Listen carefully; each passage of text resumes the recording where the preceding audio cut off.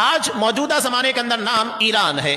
ایران حضرت عمر فاروق رضی اللہ تعالیٰ عنہ کے زمانے میں فارس یہ پاور تھی. ایک روما کی تھی، روم کی سپر پاور، اور دوسرے فارسیوں کی. حضرت عمر فاروق رضی اللہ تعالیٰ عنہ کے زمانے میں دونوں سپر پاور دم توڑ دیتی ہے اور اسلام ہی اکیلا سپر پاور بچتا ہے. جب ایران یعنی فارس فتح ہوا، حضرت عمر فاروق رضی اللہ تعالیٰ عنہ کا ایک جملہ تھا، اور وہ جملہ آج کے موجودہ حالات میں اگر کوئی شخص سمجھنا چاہے تو بڑی آسانی کے ساتھ سمجھ سکتا ہے. حضرت عمر فاروق رضی اللہ تعالیٰ عنہ نے کہا تھا کہ کاش ہمارے اور ان کے درمیان آگ کا دریا ہوتا، نہ وہ ہم تک پہنچ پاتے اور نہ ہم ان تک پہنچ پاتے، یعنی نہ وہ ہم تک آ پاتے اور نہ ہم ان تک جاتے. یہ اتنی خطرناک فتنہ پرور قوم ہے کہ ان لوگوں سے دوری بنا کر رکھنا ہی بہتر ہے. یہ حضرت عمر فاروق رضی اللہ تعالیٰ عنہ کا جملہ تھا.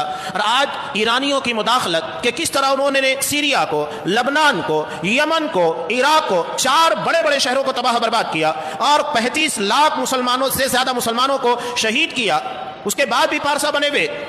آج مجبوری میں جن میزائلوں کو ان لوگوں نے عرب سنی مسلمانوں کے لیے بنا کر رکھا تھا، مجبوری میں اسے اسرائیل کے اوپر داغنا پڑ رہا ہے. اللہ نے حالات ایسے پیدا کر دیے، ورنہ یہ تمام چیزیں وہ سنی مسلمانوں کے لیے بنا کر رکھے تھے. ان کی تباہی اور بربادی کی داستان آپ کو دیکھنا ہے تو آپ لبنان کو دیکھیے گا، سیریا جہاں تقریباً 50 لاکھ لوگوں کو ہجرت کرنے کے پر مجبور ہونا پڑا. ترکی میں دیکھیے وہ لوگ کیا حالت میں زندگی گزار رہے ہیں، یورپ میں کس حالت میں زندگی گزار رہے ہیں. یہ تمام ان رافضیوں کی تباہی اور بربادی کی داستان ہے. آج ہمارے یہاں حالات ایسے بن گئے ہیں تو لوگ اس کا سپورٹ کرنے لگے.